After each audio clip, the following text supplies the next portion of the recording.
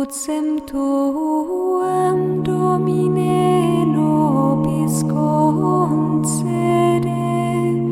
ut destructis cordium tenebris, pervenire possimus ad lumen quod est Christus.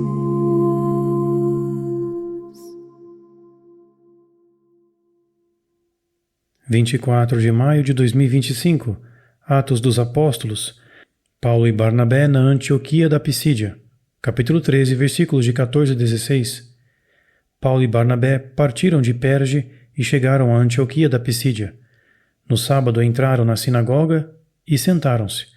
Depois da leitura da lei e dos profetas, os chefes da sinagoga disseram-lhes: Irmãos, se vocês têm alguma palavra de exortação para o povo, digam-na. Paulo levantou-se, fez sinal com a mão para que se fizesse silêncio e disse: Irmãos israelitas e tementes a Deus, ouçam. Escutaremos uma meditação escrita pelo irmão Elias, narrada por Felipe e acompanhadas por cantos de harpa-dei. A missão dos apóstolos continua.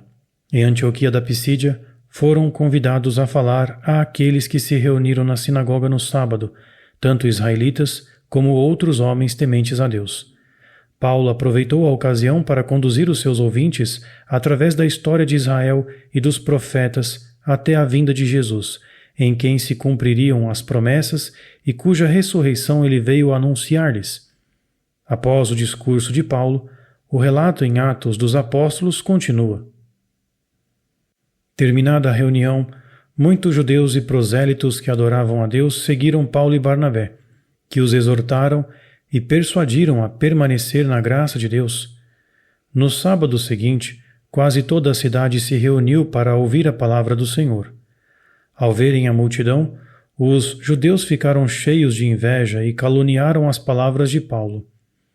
Então, Paulo e Barnabé disseram corajosamente: Era necessário pregar primeiro a vós a palavra de Deus, mas como vós a rejeitastes, e se julgais indignos da vida eterna, nós voltamo-nos para os gentios, pois assim o Senhor nos ordenou.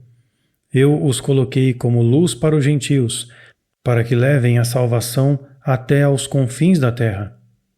Quando os gentios ouviram isso, alegraram-se e glorificaram a palavra do Senhor, e todos os que estavam destinados à vida eterna creram.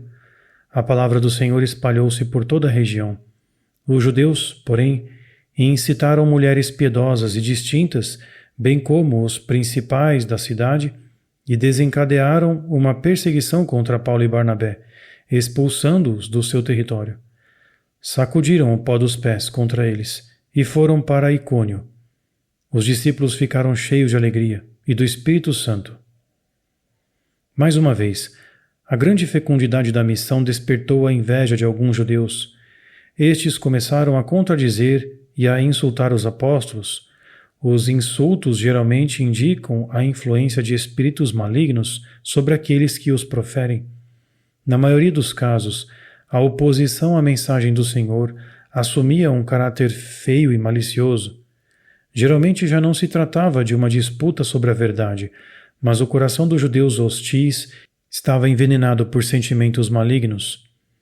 Paulo e Barnabé perceberam que já não podiam alcançar esses judeus hostis e concluíram de forma relevante: Era necessário pregar-vos a palavra de Deus antes de mais, mas como a rejeitais e considerais que não sois dignos da vida eterna, voltamo-nos para os gentios.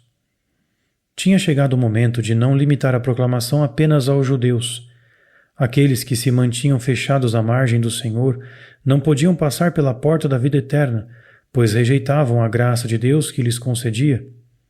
Os apóstolos não podiam deixar de proclamar a mensagem de salvação aos corações obstinados. Eles próprios o afirmaram, recordando a ordem do Senhor: Eu constituí-te como luz para os gentios, para que leves a salvação até os confins da terra. Evidentemente, ficou claro para eles que deveria dirigir-se aos gentios. Os judeus hostis, por sua vez, teriam de arcar com as consequências de não se terem aberto à mensagem de salvação.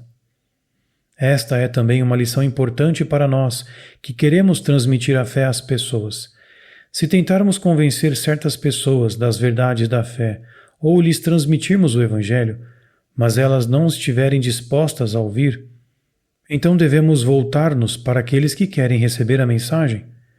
Podemos continuar a orar e a oferecer sacrifícios pelos primeiros, mas se percebermos que eles fecham as portas para receber a verdade, é correto não continuar a desperdiçar tempo e energia. Muitos gentios alegraram-se ao saber que também estavam destinados à salvação e abraçaram a fé.